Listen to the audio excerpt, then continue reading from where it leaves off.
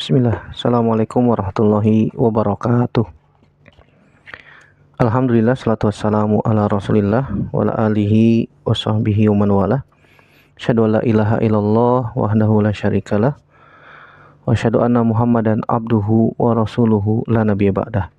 Ya ayyuhalladzina amanu taqullaha haqqa tuqatih wa la tamutunna illa wa antum muslimun.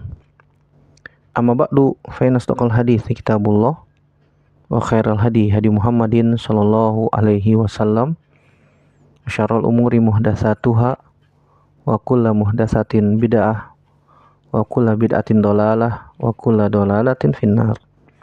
Al ikhwah janallahu wa iyyakum ajmain. Alhamdulillah, segala puji hanya milik Allah Subhanahu wa taala yang kembali mempertemukan kita dalam media ini, tentu saja untuk melanjutkan pelajaran kita dari Ad-Durus Al-Yaumiyah. Sekarang kita masuk pelajaran yang ke-284, yaitu ta'zimu hurumatil muslimin. Itu mengagungkan kehormatan kaum muslimin. Ketahuilah saudaraku rahimanillah wa iyyakum ajmain, seorang muslim antara muslim satu dengan muslim yang lain itu memiliki hak yang bermacam-macam. Bahkan Nabi SAW menyebutkan di dalam banyak tempat dalam hadisnya, diantaranya adalah menyebarkan salam. Sebagaimana hadis Abu Hurairah radhiyallahu taala anhu, ya, ketika kita bertemu dengan saudara kita sama muslim, maka kita mengucapkan salam ketika bertemu, mengucapkan salam. Dan juga kita berusaha untuk menjaga kehormatannya. Nggak boleh dijatuhkan kehormatannya, tidak boleh digibahi, ya. Kalaupun ada maslahat, ya boleh kita hajar, ya maksimal 3 hari, maksimal tiga hari. Jika ada maslahat,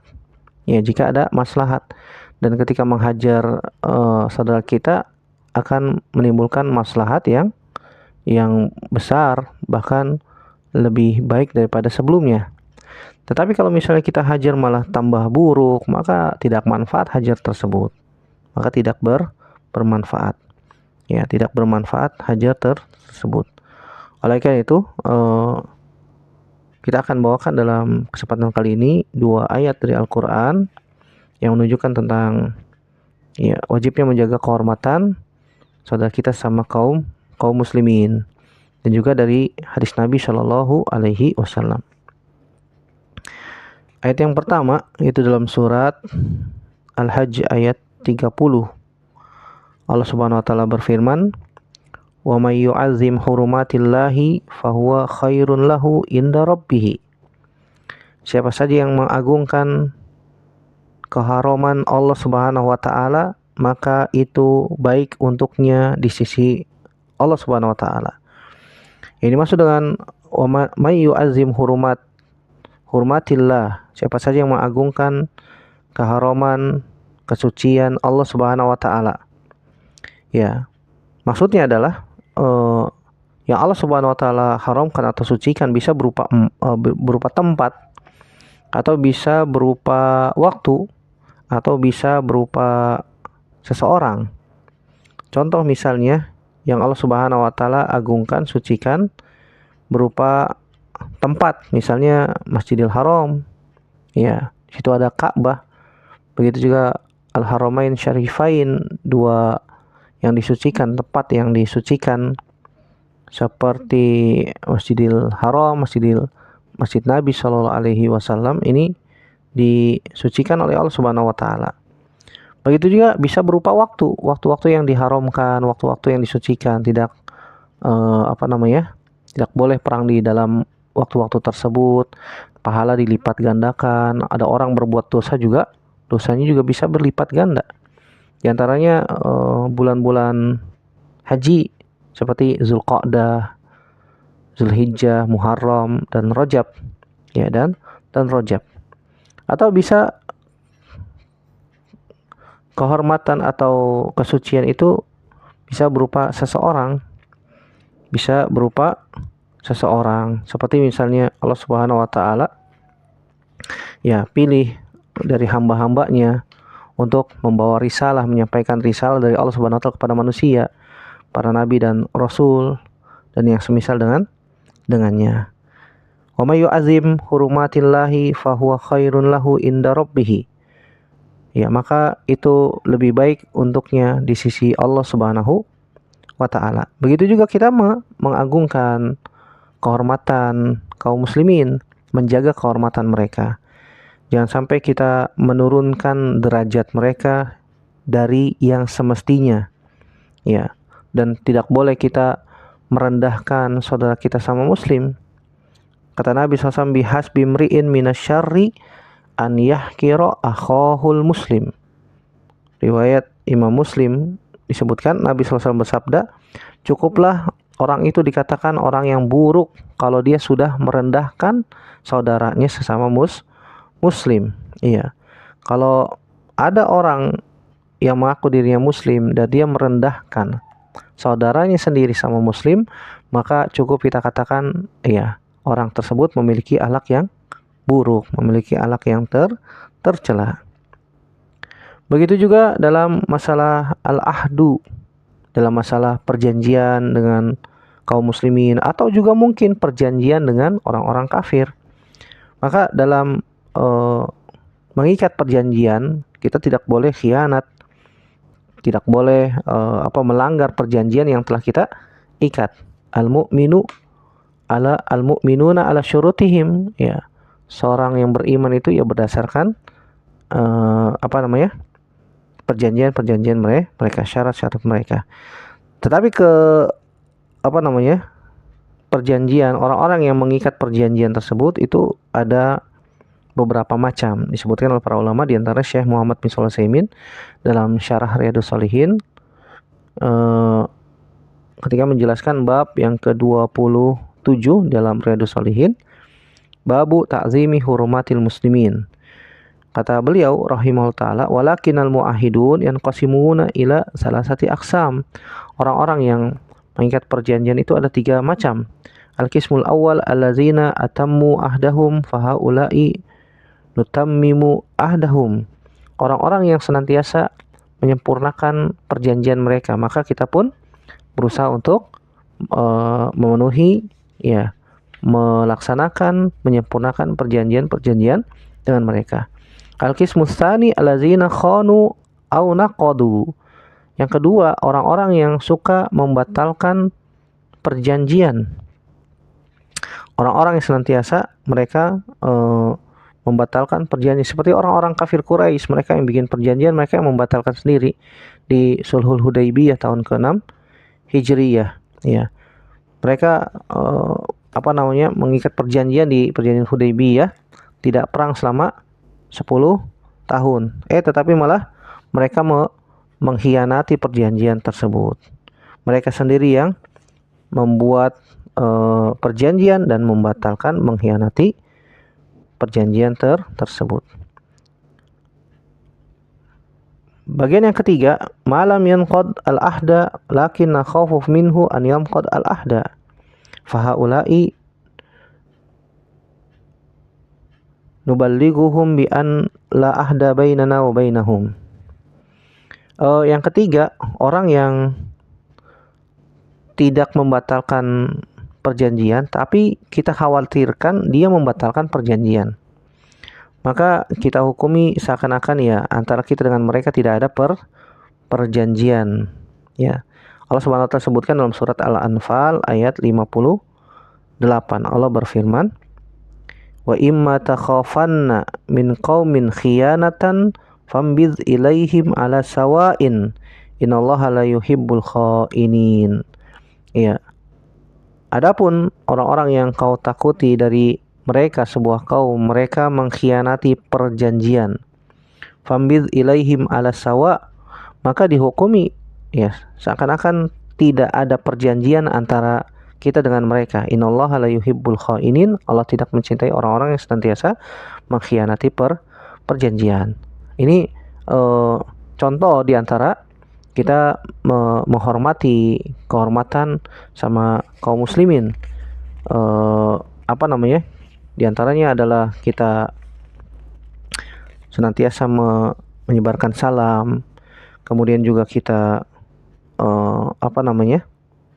kita menjaga kehormatan mereka, tidak boleh dijatuhkan. Kalau misalnya kita memiliki perjanjian, ya maka kita tunaikan. Maka itu khairun lahu inda rabbih, maka itu lebih baik di sisi Allah Subhanahu wa taala. Kemudian ayat yang kedua dalam surat Al-Hajj ayat 32, Allah Subhanahu wa taala berfirman, "Wa may yu'azzim sya'airallahi fa innaha min taqwal qulub." Siapa saja yang mengagungkan sya'air. Sya'air itu maknanya bisa bentuk ibadah yang zahir.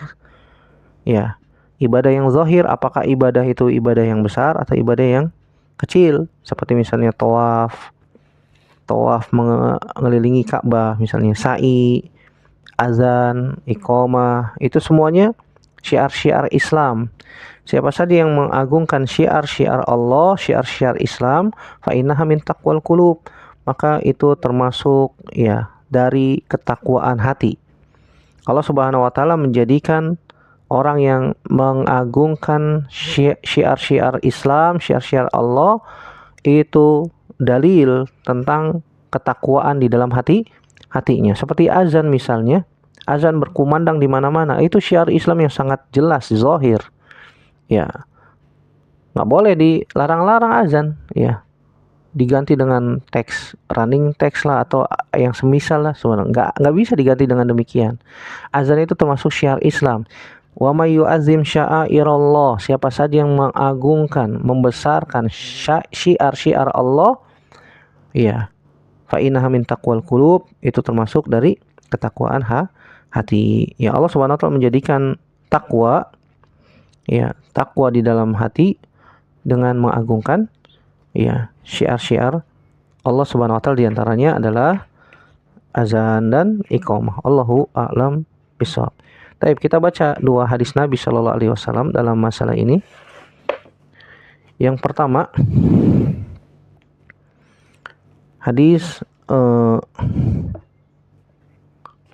Abu Musa al-Asy'ari radhiyallahu taala anhu yang diriwayatkan oleh Imam Bukhari dan Imam Muslim.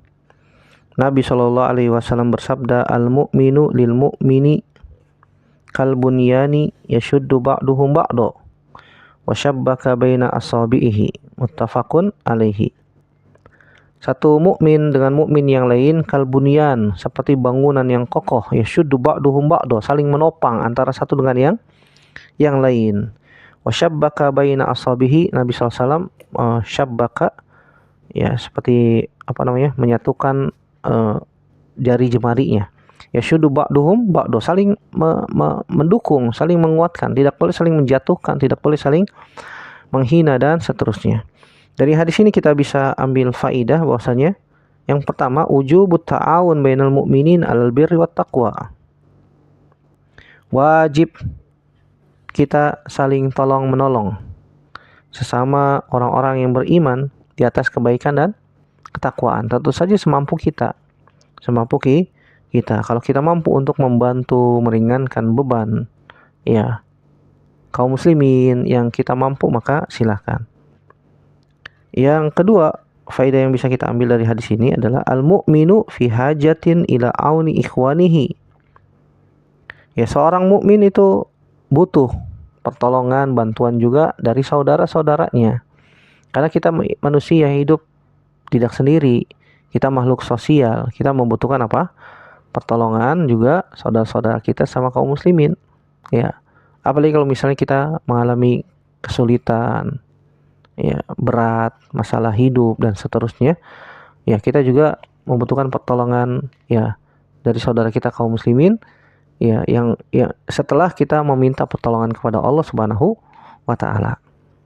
Kemudian yang ketiga, faedah yang bisa kita ambil adalah faman arada al-mubalagha fil kalam li ta'kid al-haqqahu bil fi'li wal wasfi bil harakah. Siapa saja yang ingin menyampaikan sebuah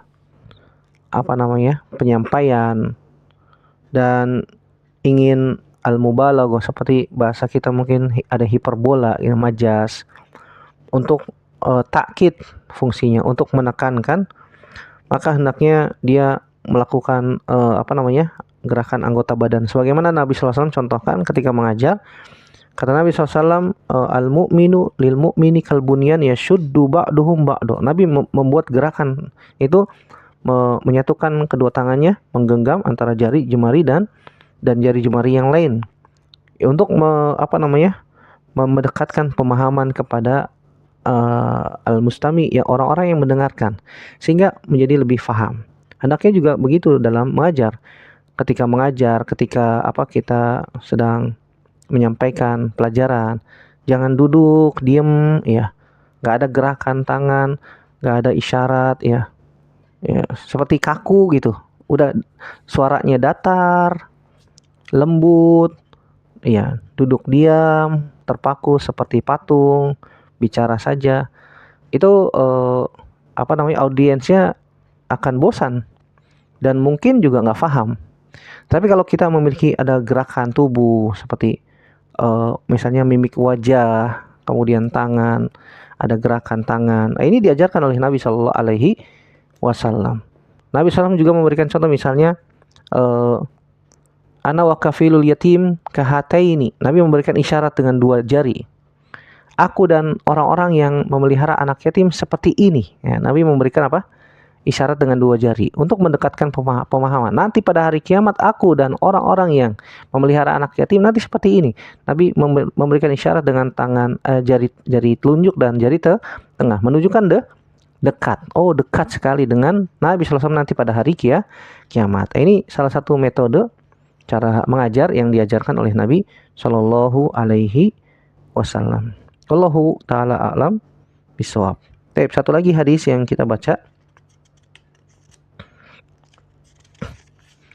itu hadis Nu'man bin Bashir radhiyallahu taala anhu, atau hadis Abu Hurairah radhiyallahu taala anhu. Ya, ada hadis Nu'man bin Bashir dan juga ada hadis Abu Hurairah. Hadis Nu'man bin Bashir, beliau mengatakan radhiyallahu taala anhu, Nabi SAW bersabda, masalul mu'minin fi tawaddihim wa tarahumihim wa ta'atufihim masalul jasadi idza ishtaka minhu udwan tada'a lahu sairul jasadi bis-sahari wal humma, muttafaqun alaihi. Ya, hadis An-Nu'man bin Bashir radhiyallahu taala anhuma yang diriwayatkan oleh Imam Bukhari dan Imam Muslim. Kata Nabi sallallahu alaihi wasallam, perumpamaan orang yang beriman dalam masalah tawadihim. Ya, tawadihim itu maknanya adalah dekatnya ke mahabbah. Mereka saling mencintai antara satu dengan yang lain. Wa tarahumihim, mereka saling menyayangi antara satu dengan yang lain. Wa ta'atufihim, dalam masalah ta'awun, membantu, saling menolong antara satu dengan yang lain. Masalul jasadi, seperti satu tubuh. Idza ishtaka minhu udwan tada'a lahu sairul jasadi bis-sahari wal humma. Ya, seperti satu tubuh, kalau satu anggota tubuh merasakan sakit, maka yang lain juga ikut-ikutan. Maka yang lain juga akan merasakan sakit. Seperti misalnya jari kita sedikit aja kena pisau misalnya. Ya, seakan-akan seluruh tubuhnya sakit, bergerak nggak bebas, ada sesuatu yang mengganjal. Ini yang dimaksud oleh sabda Nabi Shallallahu Alaihi Wasallam. Oleh karena itu dari sini kita bisa ambil faidah bahwasanya al-mujtama al-islami, ya masyarakat Islam itu satu. Seperti satu jasad, seperti satu tubuh. Sebagaimana hadis Abu Musa al-Asy'ari disebutkan antara mukmin satu dengan mukmin ini seperti kalbunyan, seperti bangunan. Dari sini juga kita bisa ambil faidah, boleh kita membuat perumpamaan untuk mendekatkan pemahaman. Nabi SAW memberikan perumpamaan untuk mendekatkan pemahaman orang yang mendengar, dan ini tidak masalah ya. Dan Nabi SAW diantara metode pengajarannya ya dengan cara seperti ini Sallallahu Alaihi Wasallam. Wallahu taala a'lam bishawab. Begitu juga kita bisa ambil faedah dari hadis ini, wajibnya kita saling mencintai dan saling menyayangi dan saling tolong menolong sesama kaum muslimin. Ya, semampu kita. Satu lagi hadis Abu Hurairah radhiyallahu taala anhu. Kata Abu Hurairah radhiyallahu taala anhu, qabbala Nabi SAW Al-Hasan bin Ali. Nabi pernah mencium Hasan bin Ali radhiyallahu taala anhuma. Wa indahul Aqra bin Habis, dan di sisi Nabi ada seorang sahabat bernama Al-Aqra bin Habis radhiyallahu taala anhu. Faqala Al-Aqra bin Habis radhiyallahu taala anhu mengatakan, "Inna li asyratan minal walad ma qabbaltu minhum ahadan." Ya Rasulullah, saya punya 10 anak, saya belum pernah mencium seorang pun juga di antara mereka, subhanallah. Fanazara ilaihi Rasulullah sallallahu alaihi wasallam, Nabi pun melihat ke arah Al-Aqra bin Habis, kemudian bersabda, "Man la yarham la yurham." Yang tidak pernah menyayangi, maka dia tidak akan disayangi. Muttafaqun alaihi. Hadis ini riwayat Imam Bukhari dan Imam Muslim. Dari sini kita bisa ambil faidah di antara kita mengagungkan kaum muslimin, di antaranya juga kita menyayangi anak-anak. Kita menyayangi anak-anak, kita sayang kepada anak-anak, maka mereka akan menyayangi kita. Begitu juga takbilul abawain li auladihima masyru'un mustahab. Seorang bapak atau orang tua yang mencium anaknya itu perkara yang mubah, perkara yang masyru', bahkan perkara yang disyariatkan dan mustahab. Lihat Nabi SAW mencium Hasan, cucunya. Ya, Nabi SAW mencium cucunya, itu Hasan bin Ali radhiyallahu taala anhuma. Pelajaran yang selanjutnya juga, yang kedua, al-atfu ala shagir dilalatur rahmati wasyafaqa alaihi. Kita sayang, kita lembut kepada anak kecil, itu menunjukkan ya rahmat, sayangnya kita kepada mereka, perhatian kita kepada mereka. Kita mencium mereka, kita memeluk mereka, itu tanda kita sayang kepada mereka. Ada orang tua nggak pernah cium anaknya, nggak pernah meluk anaknya, ini menunjukkan ya dia kayak es batu, dingin banget, subhanallah. Nggak pernah mencium anaknya, gimana ceritanya? Padahal dia punya anak banyak misalnya. Iya, bahkan mungkin dia nggak suka sama anak kecil. Ada orang yang nggak suka sama anak kecil. Iya, padahal itu mungkin anaknya sendiri ya, tapi nggak suka dia sama anak kecil, subhanallah. Man la yarham la yurham. Siapa saja yang tidak menyayangi, maka dia tidak akan disayangi. Yang ketiga yang bisa kita ambil faedah dari hadis ini adalah min asbabi rahmatillahi linnas atarahum bainahum. Di antara sebab datangnya rahmat Allah Subhanahu wa taala kepada kita, ya kita saling menyayangi di antara kita sesama kaum muslimin. Ya, kalau kita mau diturunkan rahmat Allah Subhanahu wa taala, di antara rahmat Allah Subhanahu wa taala hujan. Ya, beberapa hari panas luar biasa sampai 35 derajat Celcius, 36, 37. Panas terik luar biasa. Ya, rahmat Allah Subhanahu wa taala ditahan. Ya, hujan nggak turun-turun. Ketika turun hujan, alhamdulillah. Kita berusaha juga untuk tarahum bainan nas. Kita berusaha saling menyayangi antara manusia. Ini bisa menjadi salah satu sebab turunnya rahmat Allah. Itu turunnya hujan, dan hujan rahmat Allah Subhanahu wa taala. Dan juga faedah dari hadis ini adalah al-jaza min jinsil amal. Yaitu balasan tergantung jenis amal. Kata Nabi, man la yarham la yurham. Orang yang enggak pernah menyayangi, dia tidak akan disayangi. Wa halum majar jarra, dan begitu seterusnya ya. Wallahu a'lam bishawab. Begitu juga kita bisa ambil faedah, syariat itu tidak ditimbang dengan akal. Ya, tidak ditimbang dengan akal. Tapi syariat itu ditimbangnya dengan wahyu dan ittiba'un Nabi sallallahu alaihi wasallam. Sebagaimana hadis tentang khuf, kalau misalnya agama itu ditimbang dengan dalil, seharusnya Nabi SAW perintahkan untuk mengusap khuf bagian apa? Atas apa bawah? Bagian bawah. Kenapa? Karena yang kotor bagian bawah. Khuf itu kan seperti sepatu yang terbuat dari kulit, saya sepatu bot lah. Kata sahabat, kalau misalnya seandainya, kata Ali bin Abi Thalib kalau tidak salah radhiyallahu ta'ala anhu, kalau agama ditimbang dengan akal, seharusnya yang diusap dari bagian khuf itu adalah bagian bawahnya, bukan bagian atas. Tapi Nabi perintahkan mengusap khuf bagian atasnya. Kalau agama ditimbang dengan akal, tentu saja demikian. Tapi agama itu bukan dibangun di atas akal, tapi dibangun di atas dalil, dibangun di atas wahyu, dibangun di atas ittiba'un Nabi sallallahu alaihi wasallam ya. Demikian, semoga bermanfaat yang sedikit ini. Semoga Allah Subhanahu wa taala menanamkan sifat rahmat, sayang kepada kaum muslimin, kepada keluarga, kepada anak-anak, dan juga semoga Allah Subhanahu wa taala memberikan kepada kita taufik agar kita senantiasa menjaga kehormatan kaum muslimin, tidak merendahkan kehormatan kaum muslimin, menjaga kehormatan mereka, dan semoga Allah Subhanahu wa taala juga menurunkan rahmatnya kepada kita semuanya. Amin ya rabbal alamin. Semoga bermanfaat. Aku qouli hadza astaghfirullah li wa lakum. Subhanakallahumma bihamdik, asyhadu an la ilaha illa anta astaghfiruka wa atubu ilaik. Wassalamualaikum warahmatullahi wabarakatuh.